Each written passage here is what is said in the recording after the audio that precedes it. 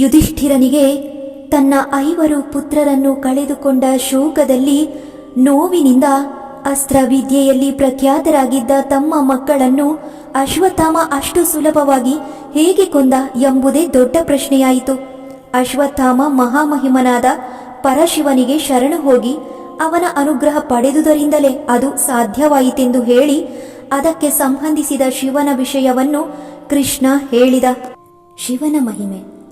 ಪಿತಾಮಹ ಬ್ರಹ್ಮ ಪ್ರಜೆಗಳನ್ನು ಸೃಷ್ಟಿಸಲು ಶಿವನಿಗೆ ಹೇಳಿದ. ಅದರಂತೆ ಶಿವ ಪ್ರಾಣಿಗಳ ಸೃಷ್ಟಿ ಮಾಡಿದ. ಆದರೆ ಆ ಪ್ರಾಣಿಗಳಲ್ಲಿ ಅನೇಕ ಕೊರತೆಗಳಿದ್ದವು. ಅದನ್ನೆಲ್ಲ ಸರಿಪಡಿಸಲು ಮಹಾಶಿವ ನೀರಿನಲ್ಲಿ ಮುಳುಗಿ ಬಹಳ ಕಾಲ ತಪಸ್ಸು ಮಾಡತೊಡಗಿದ. ಬಹುಕಾಲ ಕಾದರೂ ಮಹಾದೇವ ಬಾರದ ಕಾರಣದಿಂದ ಬ್ರಹ್ಮ ತನ್ನ ಮನಸ್ಸಿನ ಸಂಕಲ್ಪದಿಂದ ಮತ್ತೊಬ್ಬ ಪ್ರಾಣಿಗಳ ಸೃಷ್ಟಿಕರ್ತನನ್ನು ಸೃಷ್ಟಿಸಿದ. ಆ ವಿರಾಟ್ ಪುರುಷ, ನನಗಿಂತ ಮೊದಲು ಹುಟ್ಟಿದವನು ಯಾರೂ ಇಲ್ಲದಿದ್ದರೆ ನಾನು ಪ್ರಾಣಿಗಳ ಸೃಷ್ಟಿ ಮಾಡುತ್ತೇನೆ ಎಂದ. ನಿನಗಿಂತ ಮೊದಲು ಹುಟ್ಟಿದ ಯಾವ ಪುರುಷನೂ ಇಲ್ಲ. ಆದರೆ ಶಿವ ನಿನಗಿಂತ ಮೊದಲಿಗನಾಗಿದ್ದರೂ ಈಗ ನೀರಿನಲ್ಲಿ ಮುಳುಗಿ ತಪೋನಿರತನಾಗಿದ್ದಾನೆ. ನೀನು ಸೃಷ್ಟಿ ಕಾರ್ಯವನ್ನು ಮಾಡು ಎಂದ ಬ್ರಹ್ಮ. ಅದರಂತೆ ವಿರಾಟ್ ಪುರುಷ 7 ಬಗೆಯಾದ ಪ್ರಾಣಿಗಳನ್ನು, ದಕ್ಷನೇ ಮೊದಲಾದ ಪ್ರಜಾಪತಿಗಳನ್ನು ಸೃಷ್ಟಿ ಮಾಡಿದ. ಅನಂತರ ಆ ಪ್ರಜಾಪತಿಗಳ ಮೂಲಕ ಪ್ರಾಣಿಗಳನ್ನು 4 ವಿಧವಾಗಿ ವಿಂಗಡಿಸಿದ. ಸೃಷ್ಟಿಯಾದ ಕೂಡಲೇ ಹಸಿದಿದ್ದ ಪ್ರಜೆಗಳು ಪ್ರಜಾಪತಿಯನ್ನೇ ತಿನ್ನಲು ಬಂದರು. ಹೆದರಿದ ಪ್ರಜಾಪತಿ ಬ್ರಹ್ಮನ ಬಳಿಗೆ ಓಡಿ ಹೋಗಿ ತನ್ನನ್ನು ರಕ್ಷಿಸುವಂತೆ ಬೇಡಿ ಸೃಷ್ಟಿಯಾದ ಜೀವಿಗಳಿಗೆ ಆಹಾರವನ್ನು ನಿಯಮಿಸುವಂತೆ ಕೇಳಿಕೊಂಡ.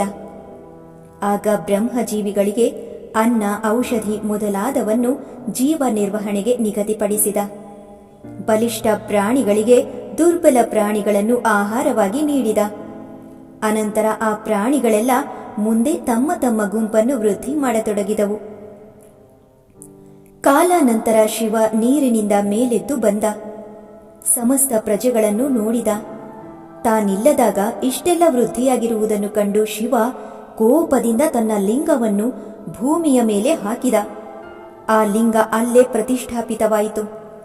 ಅವನ ಕೋಪವನ್ನು ಸಾಂತ್ವನಗೊಳಿಸಲು ಬ್ರಹ್ಮ, ಪರಮೇಶ್ವರ, ನೀನು ನೀರಿನಲ್ಲಿ ಏನು ಮಾಡಿದೆ? ಈ ಲಿಂಗವನ್ನು ಭೂಮಿಯಲ್ಲೇಕೆ ಹಾಕಿದೆ ಎಂದು ಕೇಳಿದ. ನಾನಿಲ್ಲದಾಗ ಬೇರೊಬ್ಬ ಈಗಲೇ ಎಲ್ಲ ಸೃಷ್ಟಿಸಿ ಬಿಟ್ಟಿದ್ದಾನೆ. ಈ ಲಿಂಗವಿಟ್ಟುಕೊಂಡು ನಾನೇನು ಮಾಡಲಿ? ನಾನು ತಪಸ್ಸು ಮಾಡಿ ಪ್ರಜೆಗಳಿಗೆ ಅನ್ನ ಔಷಧಿಗಳನ್ನು ಪಡೆದುಕೊಂಡೆ. ಹೀಗೆ ಶಿವ ಕೋಪದಿಂದ ತಪಸ್ಸು ಮಾಡಲು ಮುಂಜ ಪರ್ವತದ ಕಡೆಗೆ ಹೊರಟು ಹೋದ. ಸತ್ಯಯುಗ ಕಳೆದು ಹೋದ ನಂತರ ದೇವತೆಗಳೆಲ್ಲ ಸೇರಿ ವಿಧಿಪೂರ್ವಕವಾಗಿ ಒಂದು ಯಜ್ಞವನ್ನು ಮಾಡಿದರು. ಆದರೆ ಶಿವನಿರುವ ಸ್ಥಳ ಅವರಿಗೆ ತಿಳಿಯದಿದ್ದುದರಿಂದ ಅವನಿಗೆ ಆವಿರ್ಭಾಗವನ್ನೂ ಕಲ್ಪಿಸಲಿಲ್ಲ. ಆದ್ದರಿಂದ ಕೆರಳಿದ ಶಿವ ದೇವತೆಗಳನ್ನು ದಂಡಿಸಲು ಯೋಚಿಸಿದ. ಮೊದಲು ಧನಸ್ಸನ್ನು ಸೃಷ್ಟಿಸಿದ. ಆ ಶಿವಧನಸ್ಸು 5 ಮಾರುಗಳಷ್ಟು ಉದ್ದವಾಗಿತ್ತು. ವಷಟ್ಕಾರವೇ ಅದರ ಮೌರ್ವಿಯಾಯಿತು. ಯಜ್ಞದ ಅಂಗಗಳಾದ ಸ್ನಾನ, ದಾನ, ಹೋಮ ಮತ್ತು ಜಪಗಳು ಪರಶಿವನ ಕವಚದಲ್ಲಿ ಸೇರಿದವು. ಆ ಮಹಾಧನಸ್ಸನ್ನು ಹಿಡಿದು ಶಿವ ಯಜ್ಞ ನಡೆಯುತ್ತಿದ್ದ ಸ್ಥಳಕ್ಕೆ ಬಂದ. ಅವನು ಬರುತ್ತಿರುವುದನ್ನು ಕಂಡು ಭೂದೇವಿ ಬೆದರಿದಳು. ಪರ್ವತಗಳು ನಡುಗಿದವು. ಗಾಳಿ ಬೀಸದೆ ನಿಂತು ಬಿಟ್ಟಿತು. ಅಗ್ನಿ ಮಂಕಾಯಿತು. ಸೂರ್ಯನು ಪ್ರಕಾಶಿಸಲಿಲ್ಲ. ಆಕಾಶದಲ್ಲಿ ಕತ್ತಲಾವರಿಸಿತು. ಎಲ್ಲ ಏಕೆ ಹೀಗಾಯಿತೆಂದು ಕಳವಳ ಪಡುತ್ತಿರುವಾಗ ಶಿವ ಭಯಂಕರವಾದ ಬಾಣದಿಂದ ಯಜ್ಞ ಪುರುಷನ ಹೃದಯವನ್ನು ಭೇದಿಸಿದ. ಯಜ್ಞ ಪುರುಷ ಮೃಗರೂಪದಿಂದ ಅಗ್ನಿ ಸಹಿತ ಓಡಿ ಹೋದ. ಅದೇ ರೂಪದಲ್ಲಿ ಆಕಾಶಕ್ಕೆ ಹೋಗಿ ಮೃಗಶಿರ ಎಂಬ ನಕ್ಷತ್ರವಾದ. ಶಿವ ಯಜ್ಞ ಪುರುಷನನ್ನು ಹಿಂಬಾಲಿಸಿ ಆಕಾಶಕ್ಕೆ ಹೋದ. ದೇವತೆಗಳೆಲ್ಲ ಯಜ್ಞ ವಿಫಲವಾಗಿ ಮೂರ್ಛಿತರಾದರು. ಆಗ ಶಿವ ಧನಸ್ಸಿನ ತುದಿಯಿಂದ ಸವಿತೃವಿನ 2 ತೋಳುಗಳನ್ನು ಕತ್ತರಿಸಿದ. ಭಗನ ಹಲ್ಲುಗಳನ್ನು, ಕಣ್ಣುಗಳನ್ನು ಕಿತ್ತು ಹಾಕಿದ. ಪೂಷನ ಹಲ್ಲುಗಳನ್ನು ಉದುರಿಸಿದ. ಭ್ರಮೆಗೊಂಡು ಉಳಿದ ದೇವತೆಗಳು ಓಡಿ ಹೋದರು. ಯಜ್ಞಾಂಗಗಳು ಓಡಿ ಹೋದವು. ಶಿವ ಅವರನ್ನು ಬೆನ್ನಟ್ಟಿ ತಡೆದು ನಿಲ್ಲಿಸಿದ.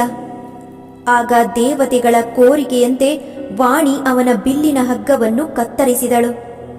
ಕೂಡಲೇ ಆ ಬಿಲ್ಲು ಮೇಲೆ ನೆಟ್ಟಗೆ ನಿಂತಿತು. ಆಗ ದೇವತೆಗಳೆಲ್ಲ ಶಿವನಿಗೆ ಶರಣಾದರು.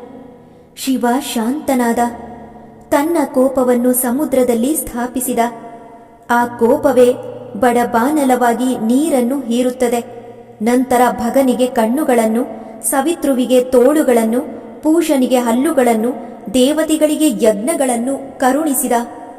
ದೇವತೆಗಳು ಮುಂದೆ ಎಲ್ಲ ಯಜ್ಞಗಳಲ್ಲೂ ಪರಮೇಶ್ವರನಿಗೆ ಹವಿರ್ಭಾಗಗಳನ್ನು ಕಲ್ಪಿಸಿದರು.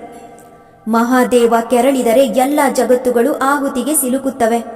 ಅವನು ಪ್ರಸನ್ನನಾಗಿದ್ದರೆ ಲೋಕಕ್ಕೆ ಶುಭವಾಗುತ್ತದೆ. ಈ ಕಾರಣದಿಂದ ನಿಮ್ಮ ಮಕ್ಕಳು ಪಾಂಚಾಲ ವೀರರು ಹತರಾದರು. ಅಶ್ವತ್ಥಾಮ ತನ್ನ ಪರಾಕ್ರಮದಿಂದಲ್ಲ, ಮಹಾದೇವನ ವರಪ್ರಸಾದದಿಂದ ಈ ಕಾರ್ಯ ಮಾಡಿದ. ಆದ್ದರಿಂದ ನೀನು ಶೋಕವನ್ನು ಬಿಟ್ಟು ಮುಂದಿನ ಕಾರ್ಯಗಳ ಬಗ್ಗೆ ಗಮನ ಕೊಡು ಎಂದು ಕೃಷ್ಣ ಯುಧಿಷ್ಠಿರನಿಗೆ ಸಾಂತ್ವನ ಹೇಳಿದ. ಕಥೆಯನ್ನು ಕೇಳಿದ್ದಕ್ಕೆ ಧನ್ಯವಾದಗಳು.